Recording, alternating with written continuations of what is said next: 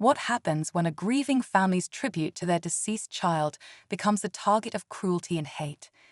In today's shocking story, we're diving into the disturbing incident where a seemingly harmless memorial for a young girl was completely destroyed by an HOA resident, leading to an arrest for a hate crime and vandalism.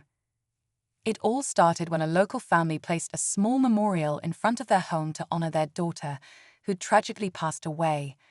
The tribute, though simple, was a powerful symbol of love and remembrance. But then one neighbor, who was reportedly known for her entitled attitude and obsession with HOA rules, decided to take matters into her own hands. As tensions between the family and the HOA member escalated, what was supposed to be a peaceful tribute soon became the center of a heated confrontation. The HOA Karen, as she has been dubbed, didn't just voice her disapproval. She went so far as to destroy the memorial, and in doing so, exposed herself to charges of both vandalism and a hate crime. The worst part? It didn't end there. As the situation unfolded, things took an even darker turn.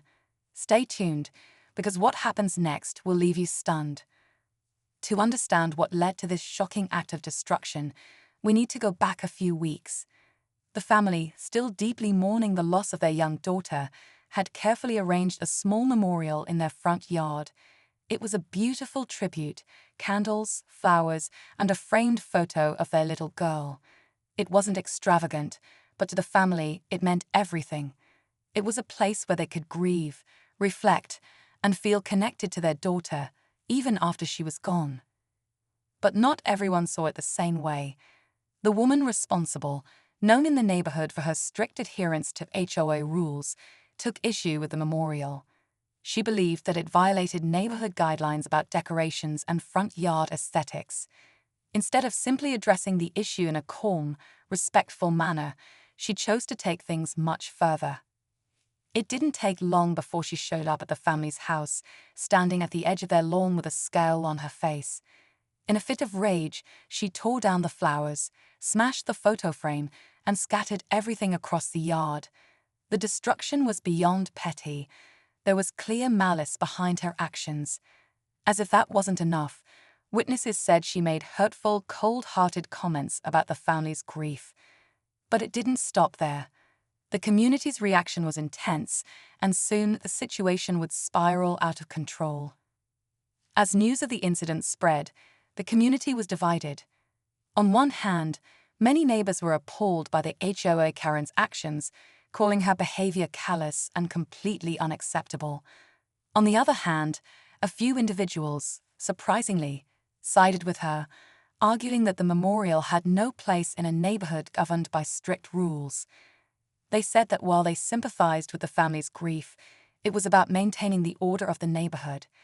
The division was so deep that some even began to question the HOA's role in enforcing these rules, wondering if the organization had become more about control than compassion.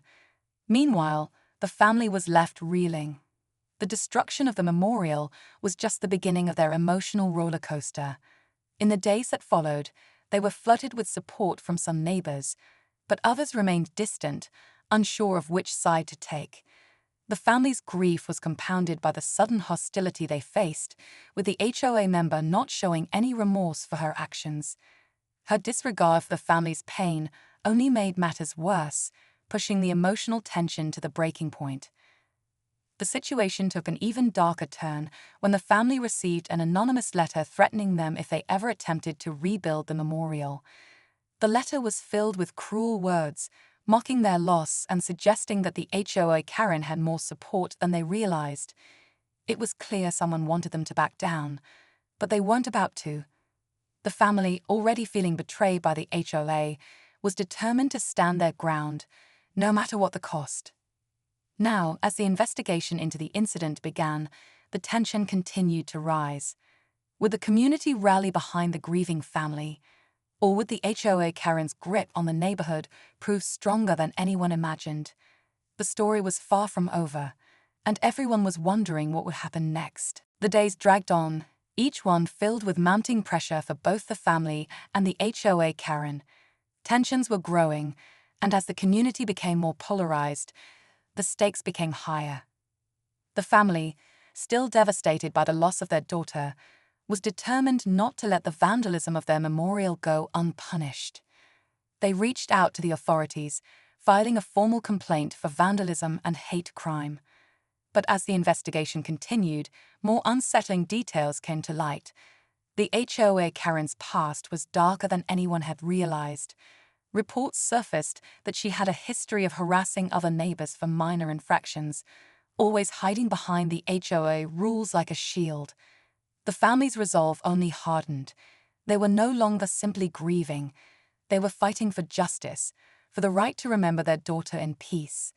But the HOA Karen wasn't backing down either. Her behavior became even more erratic, and she started showing up at public meetings, demanding that the HOA stand by their rules and support her actions. She insisted that the memorial had been an eyesore, a violation of community standards, and had to be stopped, regardless of the grief it caused. The tension reached its peak when, just a few days before the trial was set to begin, a group of community members, some of whom had been silent up until now, showed up at the family's doorstep. They were angry, claiming that the memorial was causing a rift in the neighborhood. The HOA Karen was, to their surprise, framed as a victim who had been wronged by the family's disrespect toward the HOA's rules. As the family was surrounded by this growing crowd, the stakes felt more personal than ever. With the trial approaching, everyone in the community was watching. Would the family's fight for justice prevail, or would the HOA Karen's twisted sense of entitlement win out? The next few days would change everything. Just as the trial date loomed closer, something unexpected happened that turned everything on its head. The family, feeling the pressure of the escalating conflict, received an anonymous tip that made their blood run cold. The source claimed to have information about the HOA Karen's past, a dark secret that no one had known about until now. It turned out that her involvement with the HOA wasn't just about enforcing rules. She had a personal connection to the association's leadership, one that could explain why she had so much unchecked power and influence over the neighborhood. The tipster, a former HOA board member, revealed that the HOA Karen had been manipulating her position to make life miserable for anyone who crossed her. This wasn't just about rules or a memorial, it was about control. She had been using her position to bully residents for years, punishing them with fines, threatening them with eviction, and even organizing smear campaigns against those who dared to stand up to her. The memorial incident was just the tip of the iceberg, a manifestation of a much deeper issue within the HOA. But the revelation didn't stop there. The tipster claimed that the HOA Karen had been involved in something even more sinister, an illegal scheme to profit from property sales by forcing homeowners to sell under duress. This was the kind of information that could unravel everything, and if the authorities were to take it seriously, it could bring down the entire HOA structure. With this new information in hand, the family found themselves at a crossroads. Should they take this explosive revelation to the police and risk opening a can of worms that could lead to even more dangerous consequences? Or should they focus on their initial fight for justice and let the rest of the puzzle unfold on its own? The stakes had never been higher, and now, with everything on the line, the family had to decide how far they were willing to go to expose the truth. With the new information in hand, the family made the bold decision to go public. They contacted a local investigative journalist who had been following the HOA's shady dealings for years. The journalist, intrigued by the story, agreed to dig deeper into the HOA Karen's past. What followed was a whirlwind of public exposure. The journalist uncovered documents that linked the HOA Karen directly to the illegal property scheme, as well as a history of harassment and manipulation. The story quickly gained traction, and soon the entire neighborhood was talking. The authorities couldn't ignore the mounting pressure, and within days, an investigation was launched into both the HOA Karen's actions and the broader corruption within the HOA itself.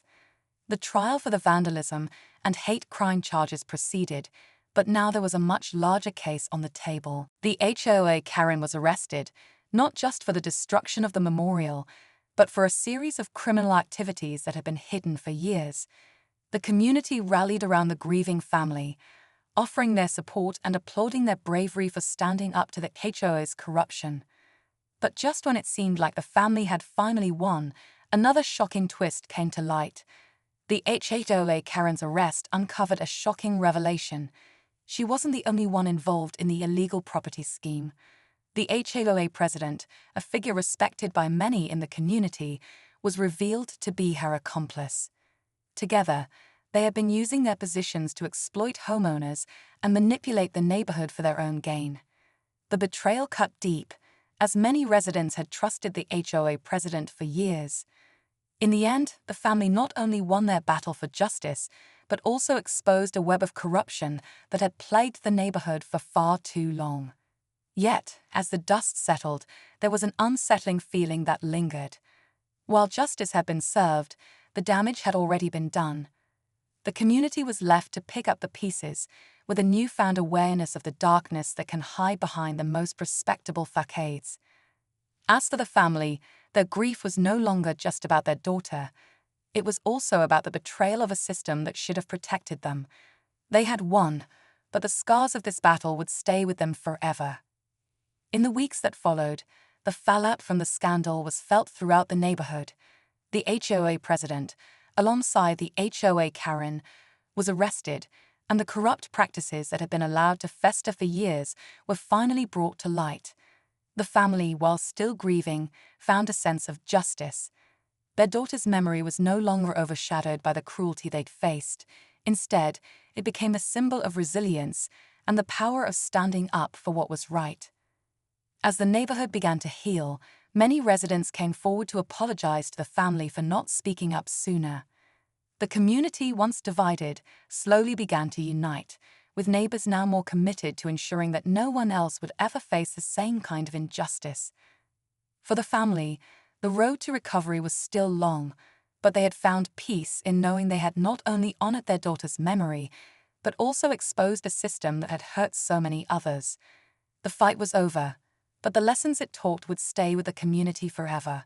Sometimes, standing up against injustice requires more than just a voice. It takes courage, unity, and the unwavering belief that change is possible.